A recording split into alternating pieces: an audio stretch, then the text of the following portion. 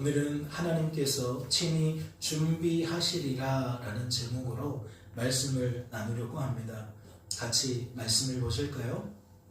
그가 이르시되 내년 이맘때 내가 반드시 내게로 돌아오리니 내 아내 사라에게 아들이 있으리라 하시니 여호와께서 이르시되 내 아들 내 사랑하는 독자 이삭을 데리고 모리아 땅으로 가서 내가 내게 알려준 한 산 거기서 그를 번제로 드리라. 말씀을 통해 무엇을 깨닫게 되십니까? 아브라함을 찾아오신 하나님께서 아브라함에게 전혀 다른 메시지, 전혀 다른 성격을 띤 메시지 들려주셨다는 것을 깨닫게 되십니까? 아브라함을 찾아오신 하나님으로부터 전혀 다른 성격을 가진 메시지를 듣게 되었다는 것을 깨닫게 되시냐는 거예요. 우선 18장 말씀을 주목해 보시겠습니까? 창세기 18장에 소개된 말씀은 아브라함의 입장에서 어떤 말씀이 되겠습니까? 복된 말씀이 되겠죠. 좋은 말씀이 될 겁니다. 기쁜 말씀이 될 거예요. 아들 없는 자에게 내년에는 분명히 아들이 있을 거라는 이야기이니까 그의 입장에서 18장에 소개된 저 메시지는 복되고 좋고 기쁘게 여겨질 만한 그러한 메시지였다는 거죠. 그런데 22장은 어때요? 22장에 소개된 말씀은 아브라함의 입장에서 어떻게 여겨질 만하냐는 거죠. 이는 전혀 복되지 않게 여겨질 것 같아요. 전혀 좋지 않게, 기쁘지 않게 여겨질 것 같다는 거죠. 왜 그렇죠? 힘들게 낳은 아들인데, 어렵게 얻은 아들인데, 말씀의 내용은 무엇을 담고 있습니까? 그 아들을 번제로 드리라는 거예요. 나에게 바치라는 거예요. 그러니 아브라함의 입장에서 22장의 말씀은 전혀 복될 수 없다는 거죠. 좋게 여겨질 수 없다는 거예요. 기쁘게 여겨질 수 없다는 거죠. 그래서 우리는 이렇게 정리할 수 있는 겁니다. 하나는 복음이고 하나는 전혀 복음이 아니었다. 그렇다면 상식적으로, 합리적으로 아브라함은 어떤 말씀을 듣고 긍정적인 반응을 내야 합니까? 둘 중 어떤 말씀을 듣고 그 말씀에 부합하는 긍정적인 생각과 감정과 의지를 내야 하냐는 거예요. 둘 중 어떤 말씀을 듣고 그 말씀에 부합하는 긍정적인 말과 태도를 내야 하냐는 거죠. 당연히 전자일 겁니다. 창세기 18장 말씀일 거예요. 아브라함은 18장에 소개된 내용이 복음이기에 그 복음인 말씀을 듣고 긍정적인 반응을 내야 한다는 거죠. 그런데 말씀을 보세요. 창세기 17장과 22장에 어떠한 것을 드러내고 있습니까? 말씀을 통해 우리들은 무엇을 알 수 있죠?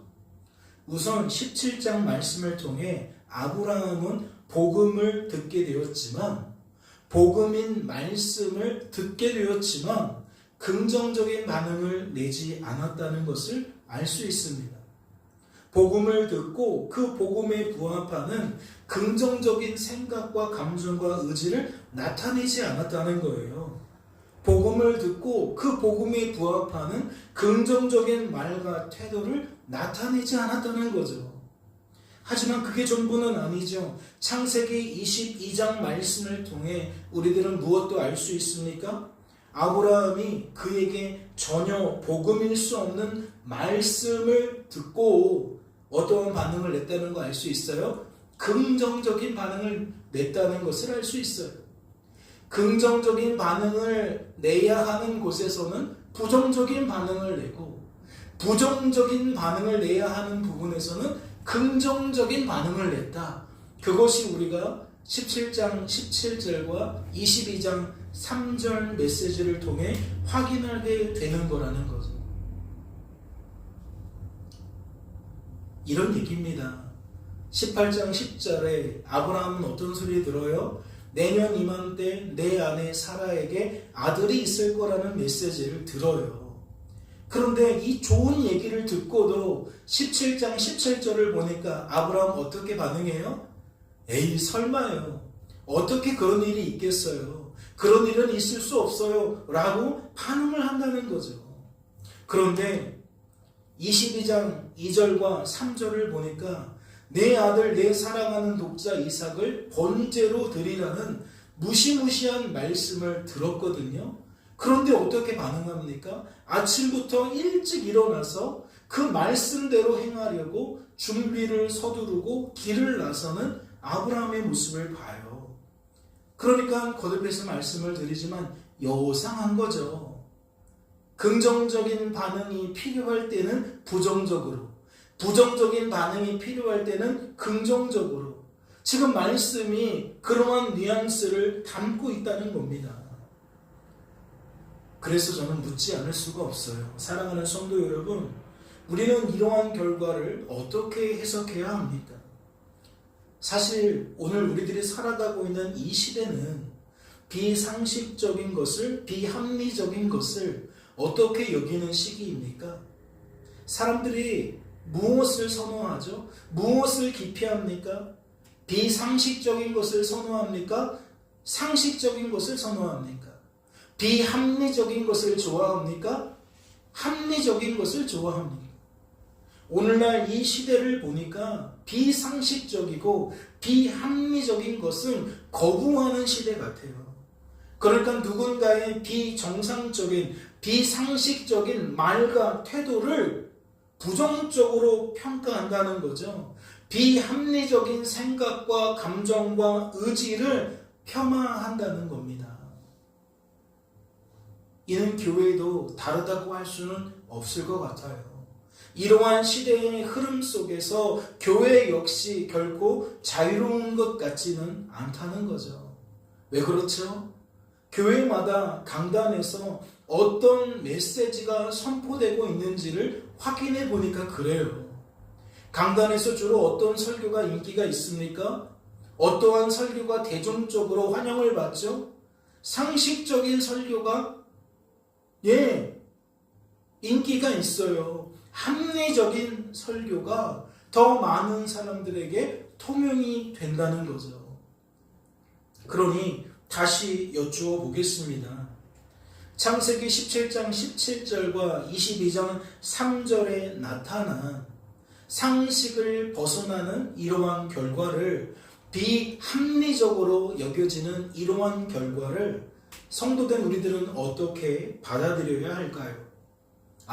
아브라함 비상식적인 사람이구나, 비합리적인 사람이구나, 이러한 결론을 내려야 합니까? 우리들은 상식적인 사람들이기에 정상인데 아브라함은 비상식적인 사람이니 비정상이다, 이렇게 결론을 내려야 하냐는 겁니다. 저는 성도가 말씀을 볼 때에 그러한 관점으로 판단해서는 안 된다고 생각해요. 그렇게 결론을 내려서는 안 된다고 생각합니다.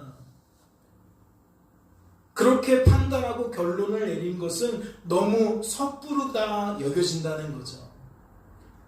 아브라함이 그렇게 반응할 수밖에 없었던 이유를 면밀히 살펴보면, 관찰해보면 아브라함이 상식을 추구하는 우리들과 합리성을 선호하는 우리들과 조금도 다르지 않다는 것을 너무나도 쉽게 확인할 수 있다는 거예요.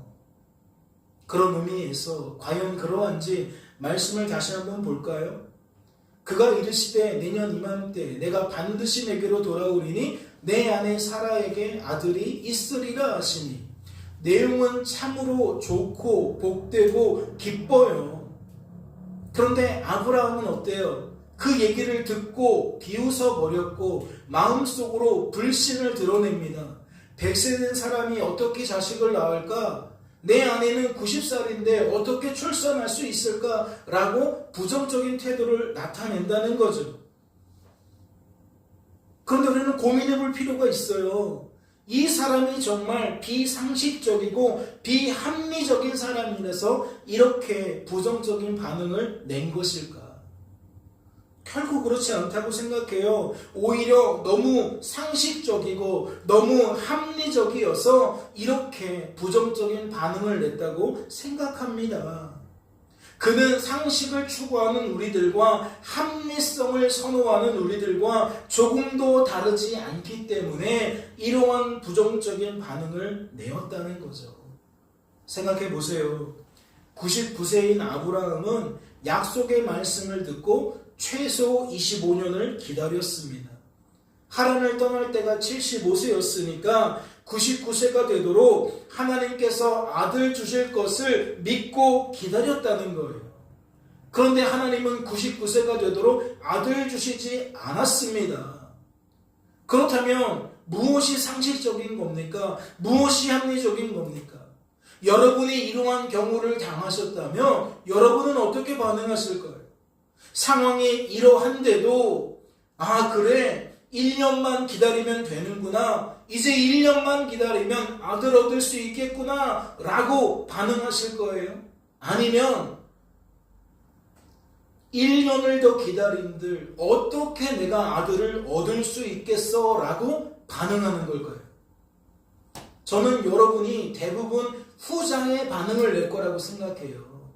내가 지금껏 경험한 게 있는데, 내가 지금껏 보고 들은 것이 있는데 이제 와서 무슨 이라는 반응을 낼 거라고요. 내년에 무슨 이라는 반응을 낼 거라는 거죠. 1년을 더 기다려도 아들 얻을 수 없어 라고 생각하고 그러한 감정과 의지를 보일 거라고요. 1년을 더 기다린들 어떻게 자식 얻겠어? 그렇게 말하고 태도를 나타낼 거라는 거죠.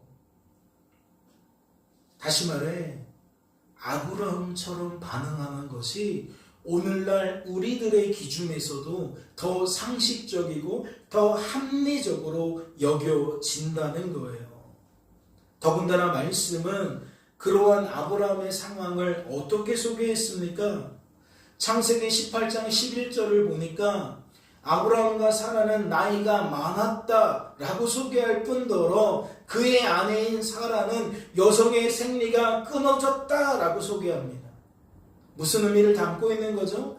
100세가 된 사람은 생식 능력이 떨어져서 임신시킬 수 없다는 거고 90세 된 사람은 생식 기능이 죽어서 임신할 수가 없다는 거예요.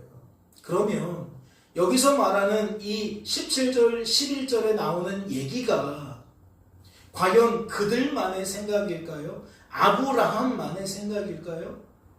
저는 바로 이것이 이 시대의 사회적 통념이라고 생각해요. 무엇에 근거하여 그렇게 생각할 수 있는 거죠? 우선 아브라함과 사라가 동일한 생각을 갖고 있었다는 거예요. 동일한 관념을 가지고 있었다는 거죠. 아브라함만 과연 이게 되겠어 라고 여긴 것이 아니라 그의 아내인 사라도 과연 이것이 되겠어 라는 관념을 갖고 있었다라는 겁니다.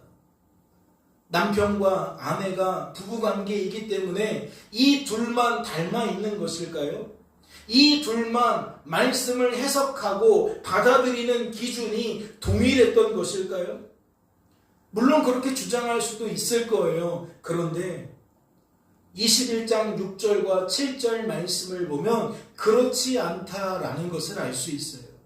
말씀을 보실까요? 사라가 이르되 하나님이 나를 웃게 하시니 듣는 자가 다 나와 함께 웃으리로다. 또 이르되 사라가 자식들을 젖먹이겠다고 누가 아브라함에게 말하였으리요마는 아브라함의 노경에 내가 아들을 낳았도다 하니라. 사라의 고백을 통해 무엇을 알 수 있는 겁니까? 아브라함과 사라의 관념만 동일했던 것이 아니라 그들은 부부라서 서로 닮은 것이 아니라 주변 사람들의 관념도 동일했다라는 것을 알 수 있어요. 즉 듣는 자가 다 나와 함께 웃으리로다 라는 말씀은 내 이야기를 듣는 모든 사람들은 나와 동일한 관념을 가지고 있다라고 고백하고 있는 거예요. 나뿐만이 아니다. 내가 갖고 있는 이 생각이 나만 갖고 있는 생각이 아니다. 내 주변 사람들은 다 나와 똑같은 생각을 가지고 있다라는 것을 드러내는 게 듣는 자가 다 나와 함께 웃으리로다라는 이야기라고요. 나만 기적으로 받아들이는 게 아니라 주변 사람들도 다 기적으로 받아들일 거라는 거예요. 와, 이 나이에도 아들을 낳을 수 있네? 깜짝 놀라게 된다는 거죠. 왜? 모두 다 이 나이가 되면 아들을 얻을 수 없다라고 여기니까. 갑자기 아들을 얻게 되니까 아들을 낳은 사람이나 아들 낳았다는 소리를 듣는 사람이나 모두 다 같이 깜짝 놀라서 웃어버린다는 거예요. 뿐만 아니라 7절을 보면 또 어떤 얘기가 있어요? 누가 아브라함에게 말하였으리오라는 말씀이 있어요. 이건 어떠한 의미가 될까요? 그 시대의 모든 사람들이 사라와 동일한 관념을 가지고 있었다는 것을 나타내는 거예요. 나도 옆집 개똥이네가 100살이 되었으면은 야, 아들 얻을 수 있어 라고 말하지 않는다는 거예요. 무엇처럼?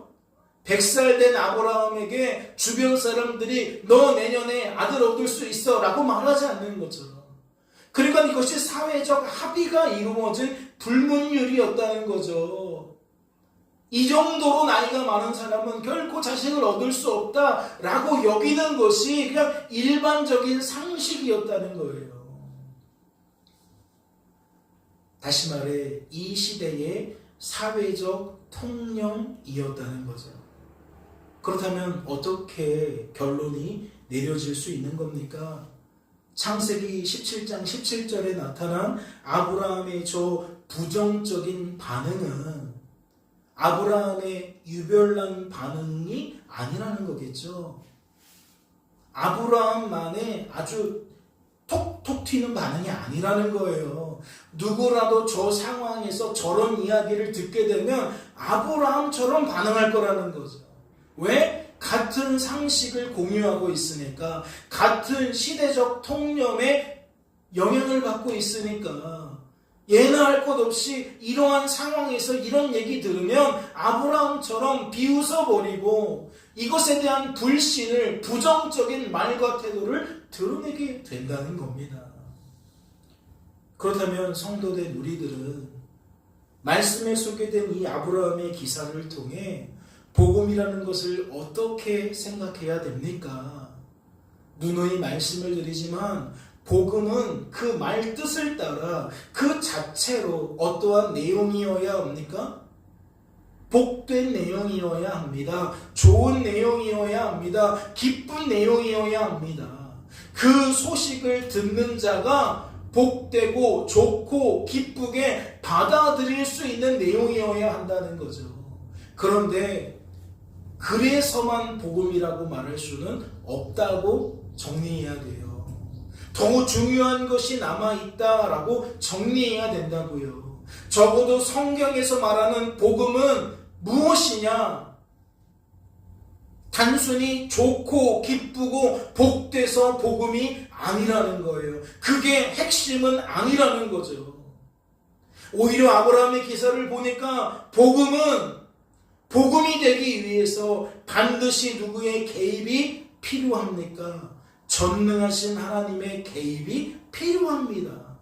전능하신 하나님의 보증이, 증표가 필요하다고요. 내가 반드시 이 좋은 것을 너의 삶에 이루어 주겠다.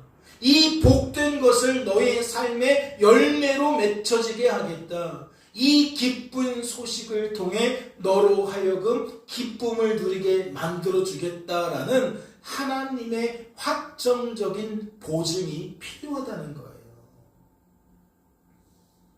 사회적 통념으로 대변되는 하나님에 대한 불신과 하나님 말씀에 대한 고정관념을 우리들은 결코 스스로 뛰어넘을 수가 없습니다. 아브라함과 사라처럼 우리들도 스스로 극복할 수가 없다는 거죠. 아브라함처럼 반응할 수밖에 없다는 거예요. 따라서 우리들에게 복음이 복음되기 위해서는, 복음으로 여겨질 뿐만 아니라 복음이 담고 있는 그 열매를 맺기 위해서는 반드시 우리의 그 불신을 뛰어넘게 하시는 하나님의 역사가, 우리의 그 굳은 확고한 고정관념을 극복하도록 만드시는 하나님의 역사가 반드시 필요하다는 것이 성경에서 말하는 복음의 특징이라는 거죠. 우리가 생각하는 복음과 성경에서 말하는 복음의 가장 질적인 차이는 바로 하나님과 관련된 것으로 풀어내는 것이 다르다는 거예요. 그렇다면 이러한 복음의 원리를 따라 창세기 21장 1절과 2절 말씀은 어떻게 해석해야 하는 겁니까? 하나님께서 스스로 뛰어넘을 수 없는 아브라함과 사라를 뛰어넘게 만드셨다는 것으로 해석해야 됩니다. 스스로 극복할 수 없는 아브라함과 사라를 하나님께서 극복하게 만들어 주셨다고 해석해야 된다는 거죠. 다시 말해 90세 된 여인이 임신했다? 90세 된 여인이 아들을 출산했다? 이건 오직 하나님의 돌보심의 결과라는 거예요. 오직 하나님의 행하심의 결과라는 거죠. 전능하신 하나님께서 일이 이렇게 되어지도록 아브라함과 사라의 내면을 변화시켰다는 것이고 그들의 말과 태도를 변화시켰다라는 거죠. 말씀에 반하는 생각과 감정과 의지를 말씀에 부합하는 생각과 감정과 의지로 변화시켰다는 것이고, 말씀에 반하는 말과 태도를 말씀에 부합하는 말과 태도로 변화시켰다는 겁니다. 그렇다면 하나도 살펴보지 않을 수가 없죠. 그렇다면 오늘 본문 말씀은 어떠할까요? 창세기 22장 7절로 8절 말씀은 우리들이 어떻게 해석해야 합니까? 복음의 원리를 따라 이 말씀을 어떻게 풀어내야 하냐는 거죠. 말씀을 보니까 무엇을 알 수 있죠? 아브라함은 매우 확신에 차 있다는 것을 알 수 있습니다. 하나님에 대한 절대적인 신앙을 드러내고 있음을 알 수 있어요. 번제할 어린 양은 반드시 하나님께서 자기를 위하여 친히 준비하실 거라는 강한 믿음, 굳건한 믿음, 견고한 믿음을 드러내고 있음을 확인할 수 있다는 거죠.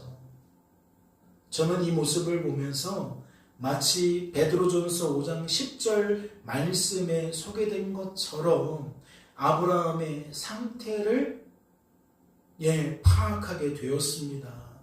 즉 연관성이 있는 것처럼 보였다는 거죠. 비록 아브라함은 지금 고난 속에 있습니다. 생각이 혼란스러워요. 복잡합니다. 하나님, 아니 이렇게 힘들게 아들을 주시고 왜 이 아들을 다시 바치라고 말씀하십니까? 그러니까 이 생각과 마음이 복잡하다고요. 이 말씀을 따라 내가 순종을 해야 되는 것인지 하나님께 따져 물어야 되는 것인지 막 상황이 혼란스럽다고요. 그런데 말씀을 보니까 잠깐 고난당한 너희를 누가 붙들어준대요? 하나님이 붙들어준대요. 은혜 베푸는 하나님이 붙들어준대요. 즉 아브라함의 생각과 마음을 전능하신 하나님이 붙들어준대요. 은혜 베풀어 주시는 전능하신 하나님이 붙들어준대요. 뭐하도록 붙들어준다는 거예요? 흔들리지 않도록, 고민하지 않도록 하나님이 붙들어준다는 거예요.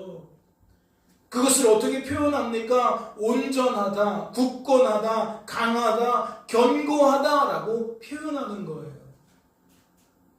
하나님 말씀대로 이삭을 번제로 드리기 위해서는 쉽지 않은 결단이 필요되는 거 아시잖아요.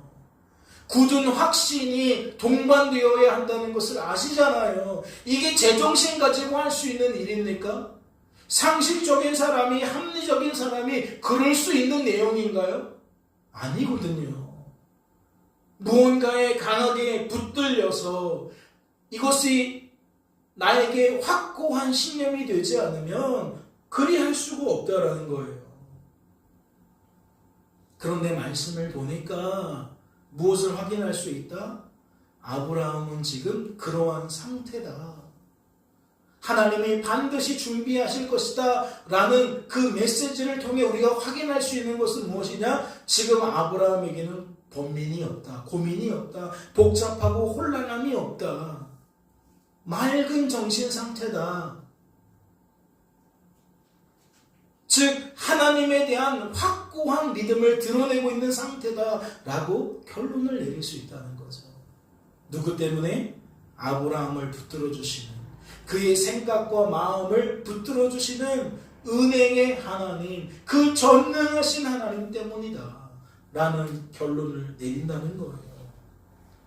사실 이러한 하나님의 도우심은, 지켜주심은 이미 3절 말씀부터 확인할 수가 있는 겁니다. 말씀을 보실까요? 아브라함이 아침에 일찍 일어나 나귀의 안장을 지우고 두 종과 그의 아들 이삭을 데리고 번제에 쓸 나무를 쪼개어 가지고 떠나 하나님이 자기에게 일러주신 곳으로 가더니, 무엇에 대한 반응이라 그랬어요? 내 아들, 내 사랑하는 독자 이삭을 번제로 드리라는 말씀에 대한 반응이라고 말씀을 드렸어요. 그러니까 3절에 소개된 이 반응은 어떻게 볼 수 있는 거예요? 2절 말씀에 부합하는 긍정적인 반응으로 볼 수 있는 거예요. 2절 말씀에 부합하는 긍정적인 생각과 감정과 의지의 결과로, 말과 태도의 결과로 해석할 수가 있다는 거죠. 그런데 저는 마음이 계속 걸려요. 말씀은 이러한 주장들을 계속 내고 있는데 마음이 계속 답답하다고요. 왜 그런지 아세요? 과연 이것이 오늘날 성도들에게 받아들여질 수 있을까? 그대로 받아들여질 수 있을까?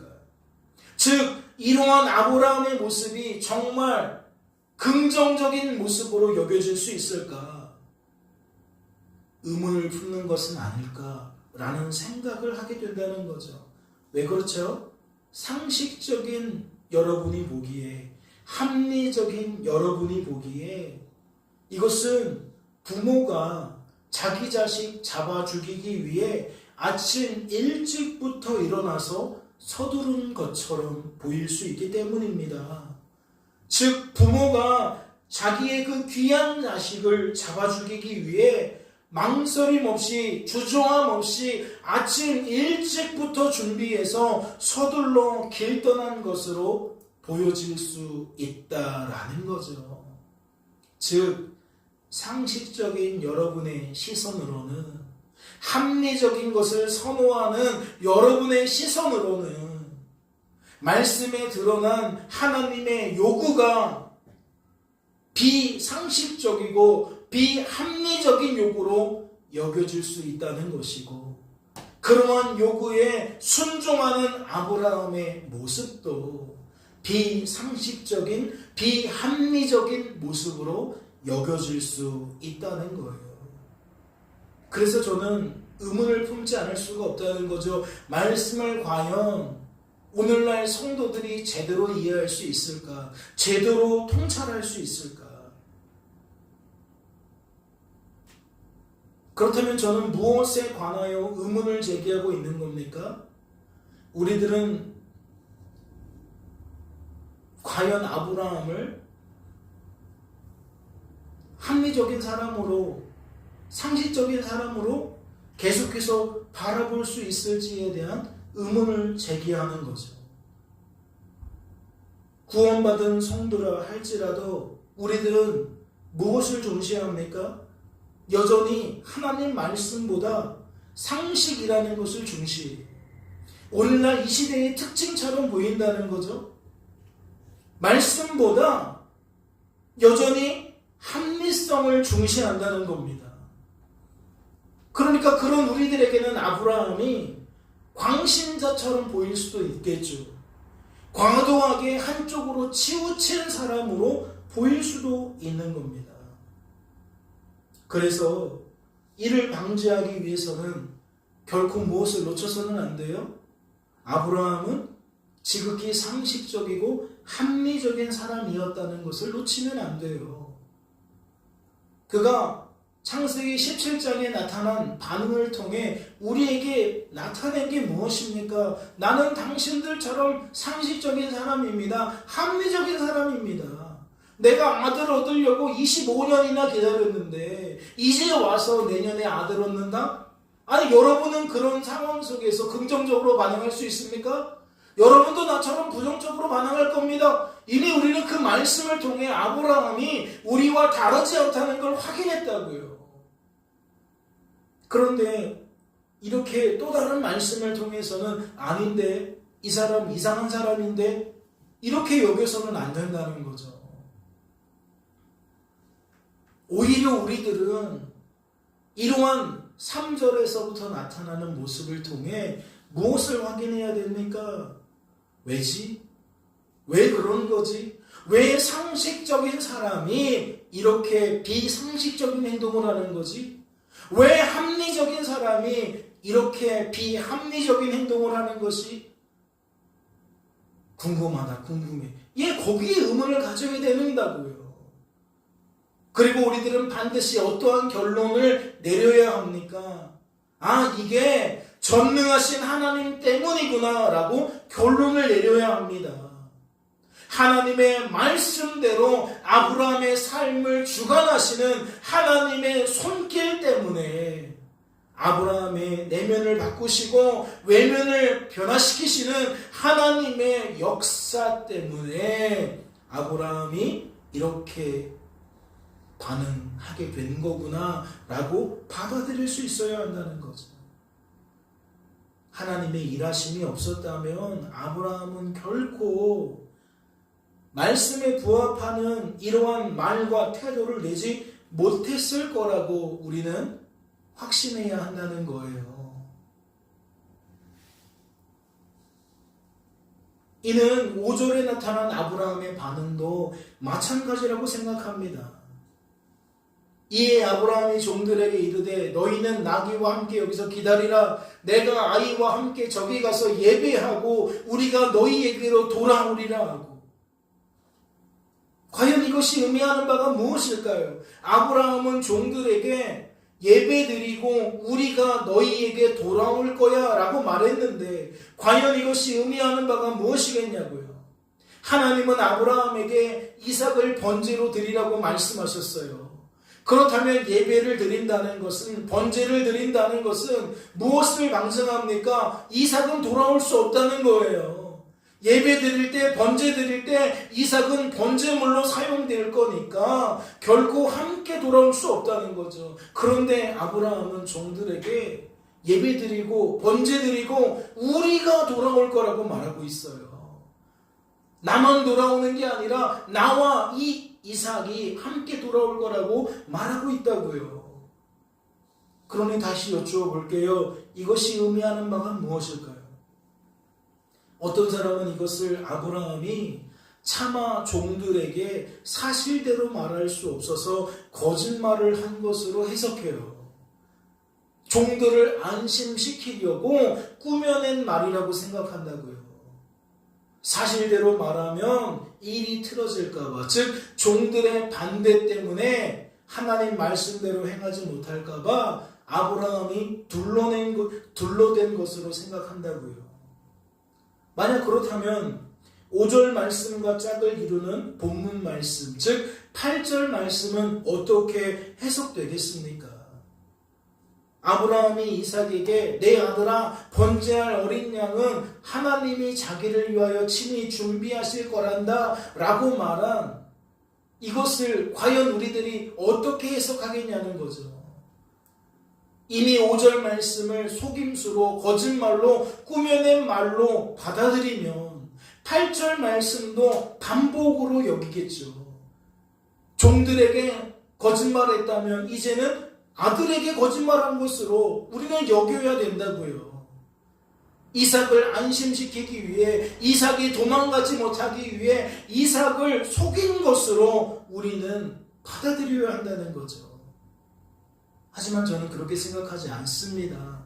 저는 이것을 그렇게 해석하기보다는 이를 통해 전능하신 하나님께서 아브라함의 그 생각과 감정과 의지 속에서 어떠한 일들을 해내셨는지를 하고 계셨는지를 확인할 수 있다고 생각해요. 그렇게 해석해야 된다고 여긴다고요. 다시 말해 아브라함이 아침 일찍부터 일어나서 서둘러 준비하고 떠날 수 있었던 것은 예배드리고 우리가 돌아올 거라고 말할 수 있었던 것은 하나님께서 반드시 번제할 어린 양을 준비해 주실 거라고 말할 수 있었던 것은 하나님께서 아브라함에게 강력한 은혜를 베풀어 주셔서 그의 생각과 마음을 변화시켜 주셨기 때문이라고 해석할 수가 있다는 거죠.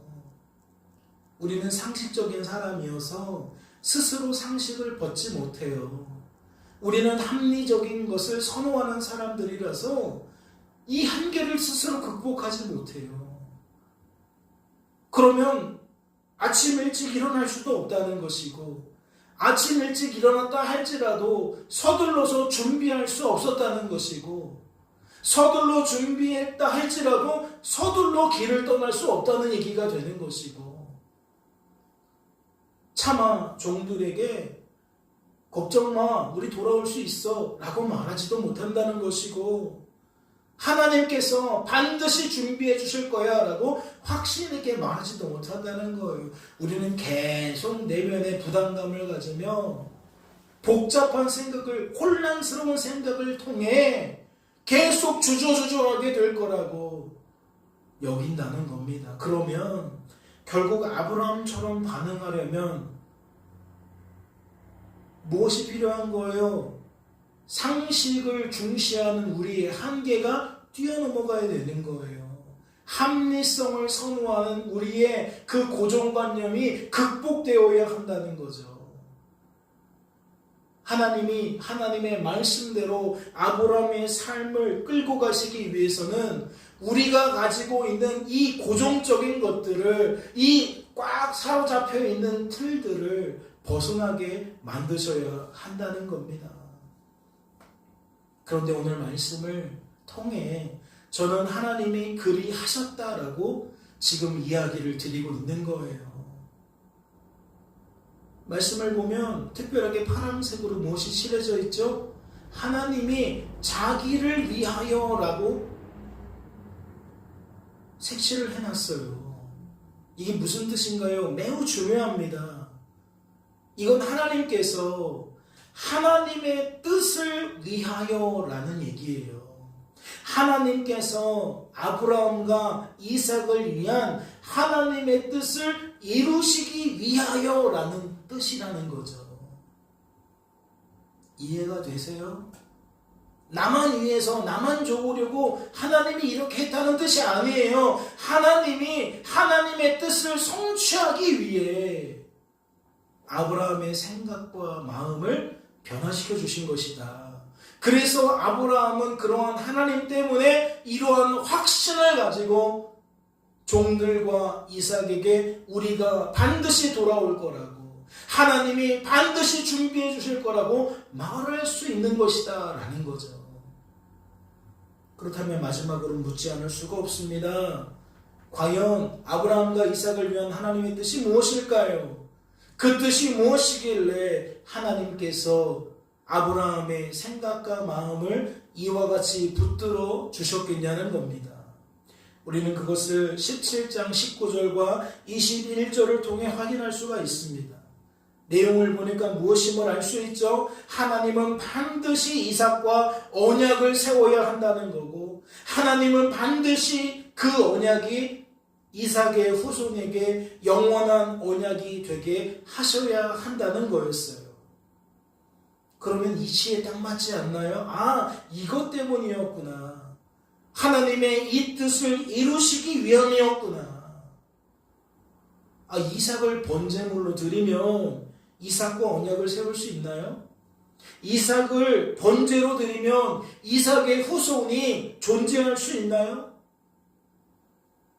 아브라함이 아브라함이 이 말씀에 근거하여 무엇을 가졌다? 확고한 믿음을 가졌다. 확고한 태도를 나타낼 수 있었다. 확고한 말을 낼 수 있었다. 우린 그렇게 보면 된다고요. 사랑하는 성도 여러분, 이제 말씀을 맺고자 합니다. 여러분은 말씀을 듣는 중에 어떠한 생각과 마음을 품게 되셨습니까? 사실 저는 말씀을 준비하며 오늘날 이 시대는 무엇이 시대적 흐름인지를 고민하게 되었습니다. 오늘날 이 시대는 어떠한 통념을 가지고 있는지, 어떠한 통념이 사람들 속에서 위세를 떨치고 있는지에 고민하게 되었다는 거죠. 그리고 오늘날 이 시대의 통념이 과연 성도인 우리들에게 어떠한 영향력을 떨치고 있는지 함께 고민하게 되었습니다. 그리고 이런 결론을 맺게 되었어요. 오늘날 이 시대의 통념은 아브라함의 시대와 다르지 않구나. 말씀에 반하는 것들이 말씀에 부합하는 것들보다 더욱 위세를 떨치고 있구나. 즉 말씀에 반하지만 사람들에게는 상식으로 통용되고 있구나. 말씀에 반하지만 사람들에게는 합리적인 것으로 수용이 되고 있구나. 따라서 성도가 성도처럼 말하려면, 성도가 성도처럼 행동하려면 반드시 이 시대의 통념을 뛰어넘어야 하는구나. 이 시대의 통념을 극복해야 되는 거구나. 다시 말해 성도에게는 말씀에 부합되는 것이 반드시 상식으로 여겨져야 하는구나. 말씀에 부합하는 것이 반드시 합리적인 것으로 여겨져야 하는구나. 이러한 결론에 이르게 되었다는 거죠.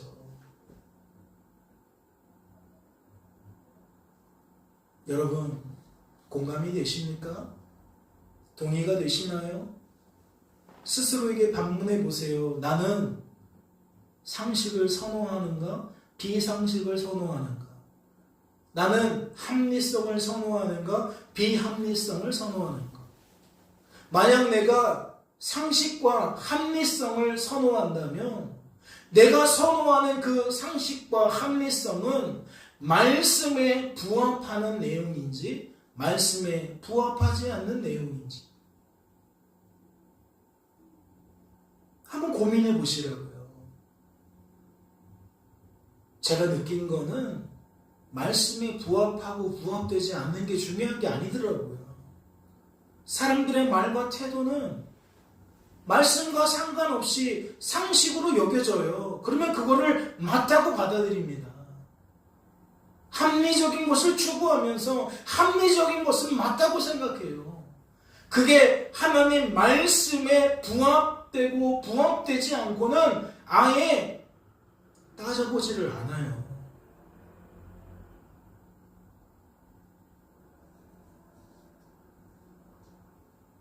사랑하는 성도 여러분, 수천 년 전부터 지금까지 이 시대의 통념은 하나님을 거스르는 통념이었다는 것이 드러나고 있는 거예요. 하나님과 반대의 길을 걷는 것을 상식으로 여기고 합리적으로 여기고 그렇게 진리로 떠받들고 있었다는 것이 확인되는 겁니다. 그런데 성경의 역사를 보면 하나님은 그런 우리들을 그러한 한계 속에서 계속 끄집어내셨던 거예요.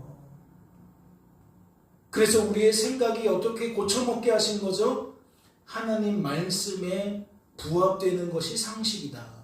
하나님 말씀에 부합되는 것이 합리적인 것이다 라고 말씀하시는 거예요. 그래서 우리는 아브라함처럼 행동하게 되는 거죠. 말하고 움직이게 되는 거예요. 오늘날 우리들이 이 시간에 하나님을 예배하는 거, 그게 상식적인 겁니까? 그게 합리적인 건가요? 만약 이것이 상식적이고 합리적인 것이었다면 많은 사람들이 그리하고 있겠죠. 그리 여기고 있다면 그리 행동할 겁니다. 그러나 많은 사람들이 그리하지 않고 있어요. 왜 그렇죠? 그건 너의 선택이라고. 너의 기호에 맞는 너의 선택이고 결정이니까 너는 그렇게 하라고. 나는 나대로 하겠다고. 나는 나의 방식을 추구하겠다고. 지금 그렇게 말하고 있어요. 무엇이 결여된 겁니까? 하나님 말씀에 부합되는 것이 옳음으로 여겨지는 것이 결여된 거예요. 우리는 지금 그런 시대를 살고 있는 겁니다. 그런데 아브라함의 기사를 통해 무엇을 확인하게 된 거죠? 하나님이 이 부조리한 세상을 바로잡으시더라는 거예요. 부조리한 우리의 생각과 마음을 바로잡아 주시더라는 거죠. 말씀에 부합하는 것으로 우리의 생각과 감정과 의지를 하나님이 채우셔서 하나님의 말씀대로 살아가는 삶을 살게 하시더라는 거예요. 그리고 우리는 그것을 복음이라고 이름 붙였다는 거죠. 이것이야말로 복된 소식이구나. 복된 소리구나.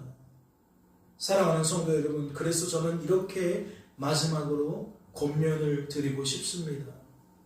구원받은 성도가 말씀에 반하는 시대의 흐름 속에서도 여전히 성도로 보존될 수 있는 것은, 성도다운 삶을 살 수 있는 것은 전능하신 하나님 때문입니다. 전능하신 하나님에게서만 그 이유를 찾을 수 있는 겁니다. 그러니 구원받은 성도답게 하나님이 아닌 것을 하나님과 동등한 위치에 올려놓지 마세요. 하나님이 아닌 것을 하나님처럼 바라보고 하나님처럼 의지하고 하나님처럼 자랑하는 것을 멈추시라고요. 그것도 당장 멈추시기 바랍니다.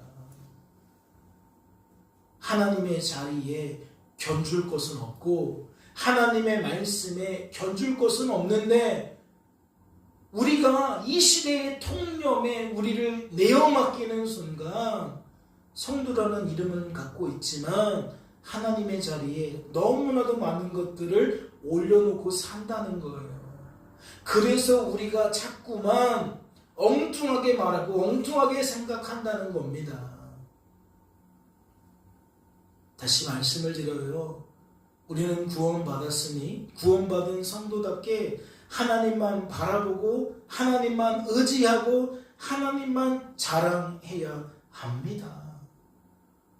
누구 때문에 이것이 가능합니까? 우리 속에서 역사하시는 하나님 때문에 가능합니다. 오늘 아브라함의 기사를 통해 이 복음의 이치를 우리에게 다시 한번 일깨우신 까닭은 이번 한 주간의 삶 속에서 하나님이 하실 일과 무관하지 않아요. 성도들 여러분, 한 사람 한 사람들을 이끌어 가실 하나님을 기대하시고 소망하시기 바랍니다. 그리고 아브라함처럼 때로는 세상 사람들로부터 비상식적이고 비합리적으로 여겨질지 몰라도 우리는 오히려 목소리를 크게 내면서 말씀에 부합되는 것만이 상식이야, 말씀에 부합되는 것만이 합리적인 것이라고 외칠 줄 알아야 되는 거예요. 그리고 우리는 범사에 하나님을 높여드릴 수 있어야 한다는 거죠. 하나님만 하나님이신 것을, 인생의 주관자와 구원자는 오직 하나님이심을 우리가 우리의 삶 속에서 우리의 말과 태도를 통해 드러낼 수 있어야 한다는 겁니다. 마치 누구처럼? 아브라함처럼.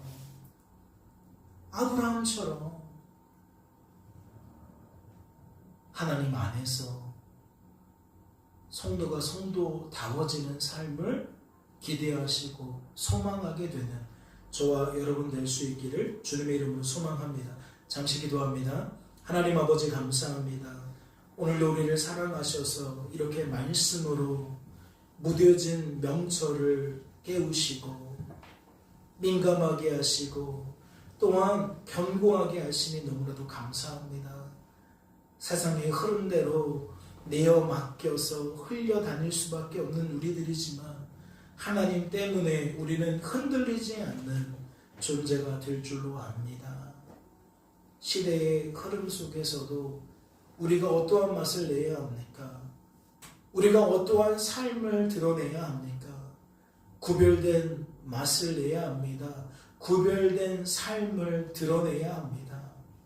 세상 사람들과 우리들의 차이는 하나님을 전적으로 바라보고 의지하고 자랑하는 것에 차이가 있는 줄로 아오니 주님 새롭게 주어진 한 주간의 삶 속에서는 우리들의 말과 태도가 그러한 우리들의 생각과 감정과 의지를 투영하는 복된 말과 태도가 되어질 수 있도록 인도하여 주시옵소서. 주께서 우리를 붙들어 주실 줄로 믿고 감사드리며 이 모든 말씀 우리를 죄에서 구원하신 예수님의 이름으로 기도하옵나이다. 아멘.